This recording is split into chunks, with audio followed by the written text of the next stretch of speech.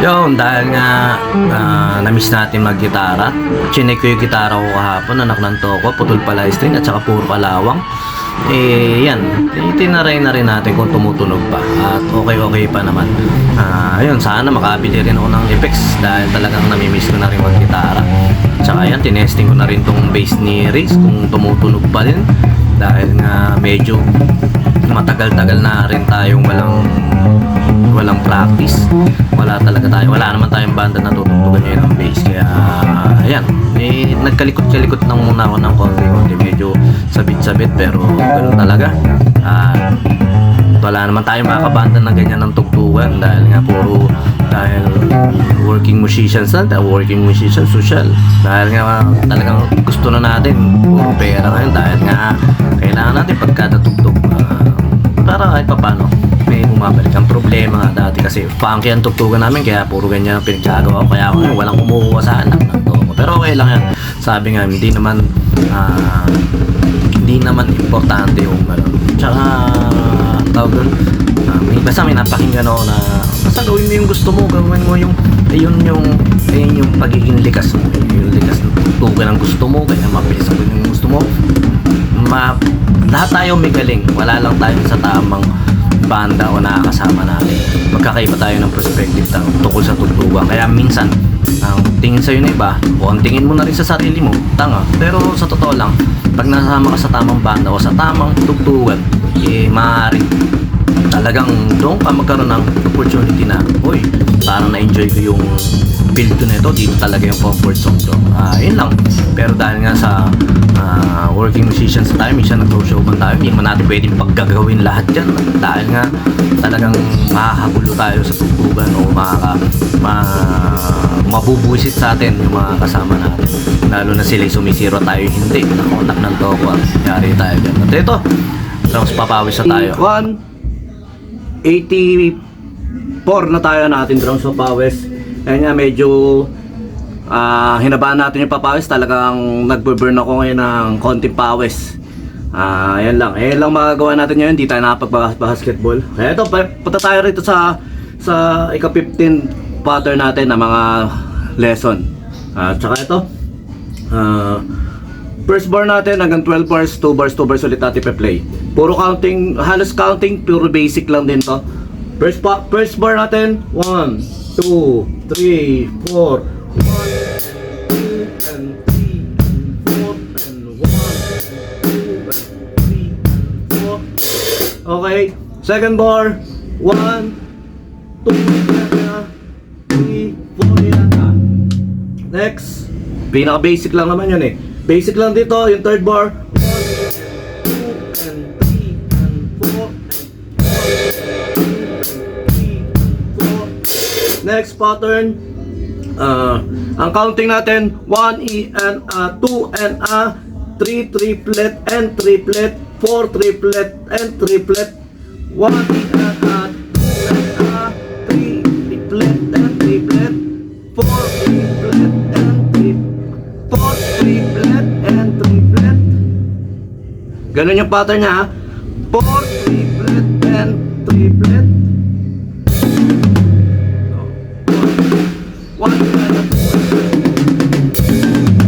Ganun yung pattern niya. Next, fifth pattern, 1 and 2 and 3 and 4 and basic lang yun.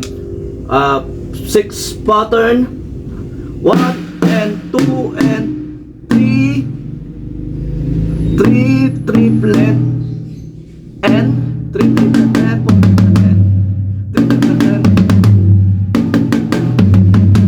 Pwede natin i-accent yung N, 1 and 2 and 3 and 4 3 triplet and 4 triplet. Medyo matugo lang yung basahan, yung pagka-count, pero ano siya, madali lang siya. Ganun lang naman yung pattern niya.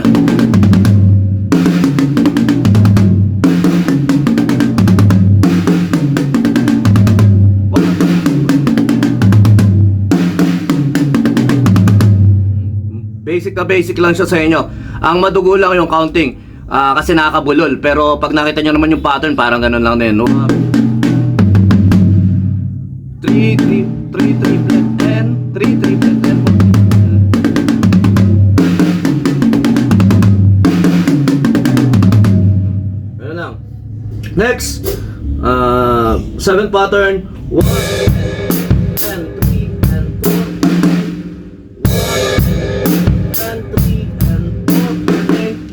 1 ang counting natin dito sa 7 bars. 1 and 2 E and 3 and 4 and 1 and 2 E and 3 and 4 and 1 and 2 E and 3 and 4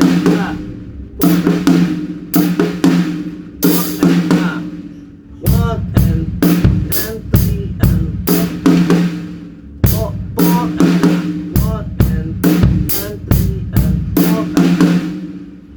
4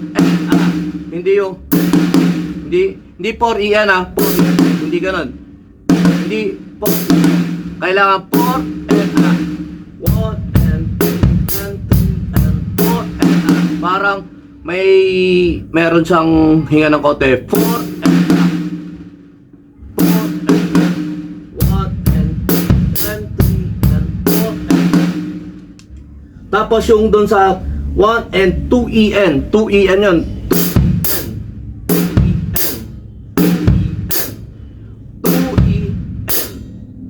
4.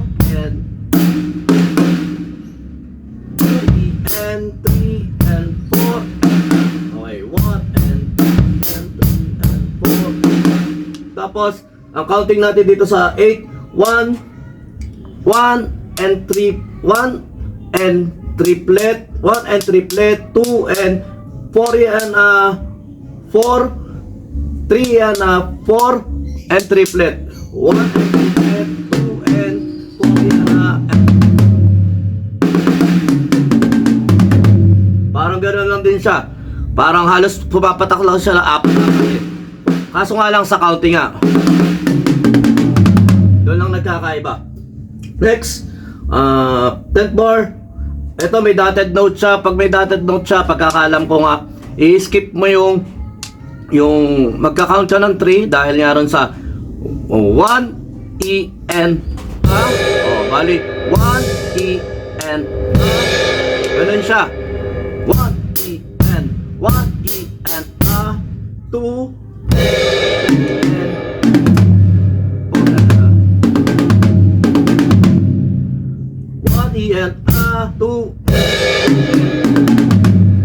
ganun ang counting niya. 1 E N 2 and 3 and 4 triplet and triplet 4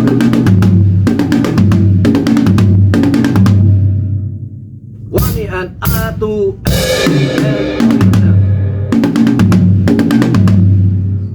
1 E N 2 and 4 E N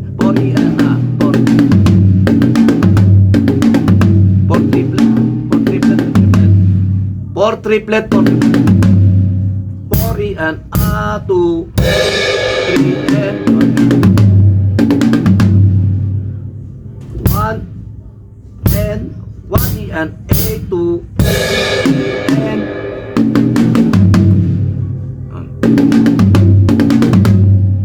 nakakabulo lang talaga yung sa 4 triplet and triplet.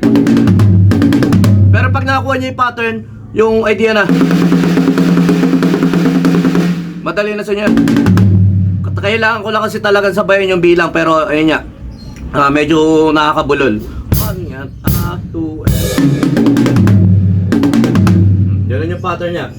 Next, ang counting natin dito 1 sa 10th bars, 1 E 1 and 2 and 3 and 4 E and 1 and 2 E 1 and 2 and 3 and 4 E and 1 and 2 and 3 and 4 E and 1 and 2 and 3 and 4 E and 1 and 2 and 3 and 4 E and medyo hindi talaga ako familiar sa talagang sanay na sanay ako sa 1 and 2 and 3 and 4 and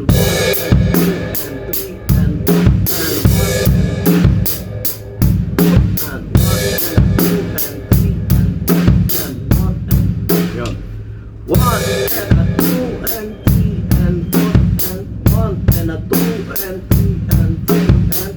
Ang counting natin ulit, 1 and a 2 and 3 and 4 and 1 and a 2 and 3 and 4. Yan sa mga bata. Ayun nga, dito tayo, dotted ulit siya. Yung dotted, kaya napunta tayo sa A.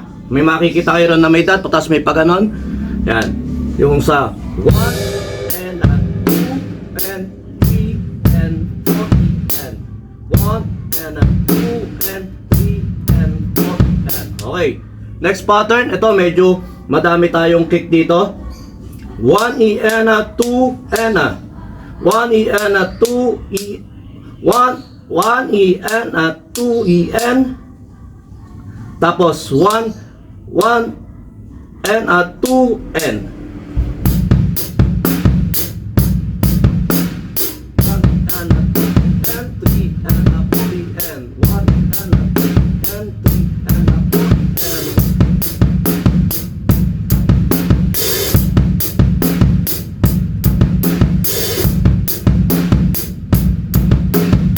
Yung pattern niya, 1 and a 2 and 3 and a 4 and 1 and a 2 and 3 and a 4 and 1 and a 2 and 3 and a 4 and okay, last pattern natin. 1 ang counting 1 E and a 1 E and a 2 E 1 E and a 2 E N 1 E and a 2 and a 3 and 4 E and A.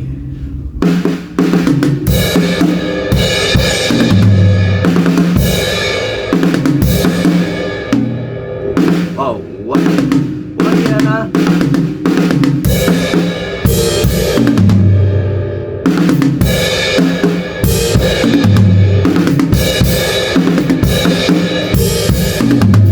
1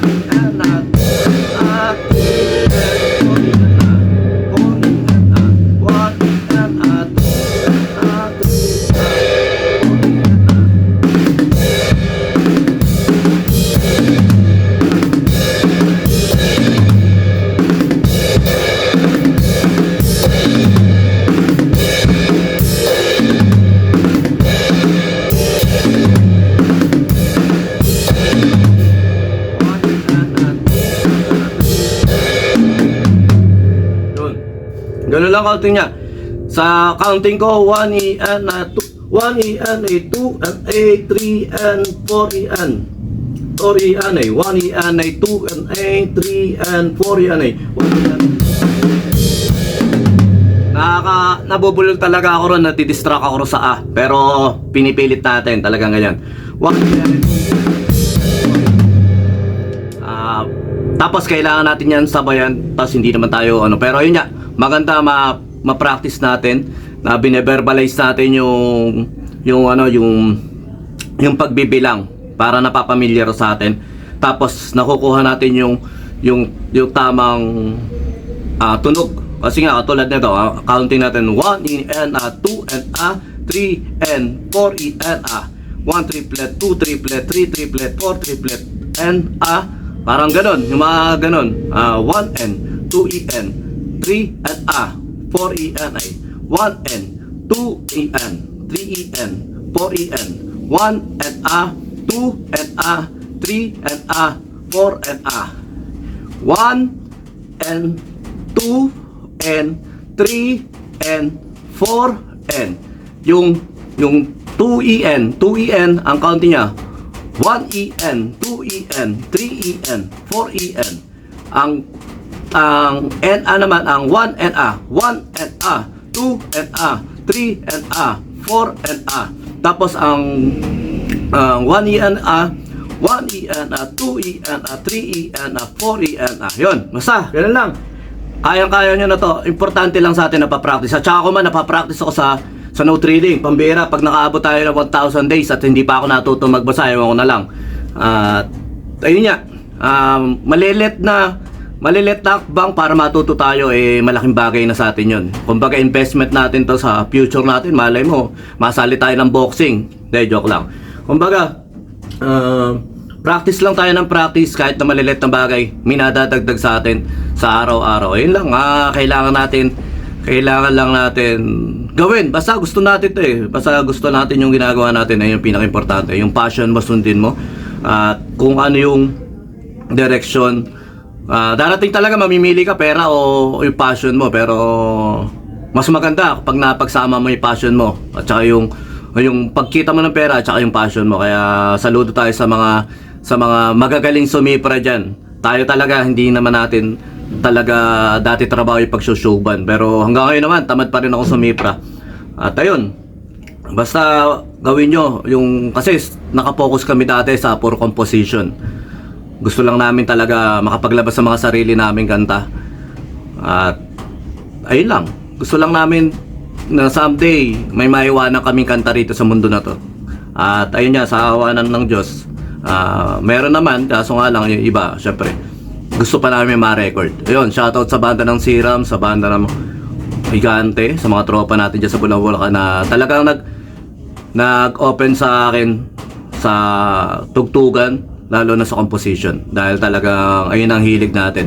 Kaya hindi ko inaral dati yung pagsipra-sipra, ang inaral ko kung paano ko improve yung skill ko sa pagbe-bass, sa pagkikitara o sa pagda-drums.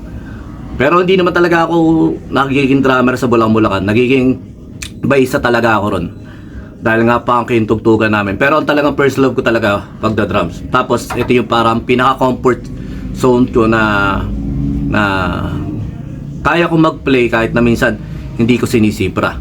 Ayun lang. Pero ano yun, katamaran yun, reasoning yung tawag doon. Syempre, hindi naman pare-pareho lahat na mga kasama mo, puro improvise o puro parang freestyle o parang on the spot. Kaya kailangan pag nakikipagtrabaho rin, ayun, matututunan din natin na kung ano yung ginagawa nila, kung ano yung gusto nilang gawin sa pag-music, magagawa natin.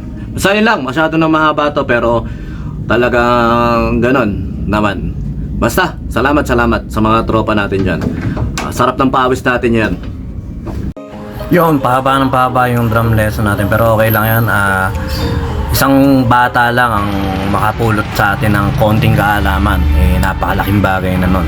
May isang bata tayo na impluwensyahan sa pagbabasa ng notation at saka sa pagdadrums. Ayan ang pinaka-aim lang natin.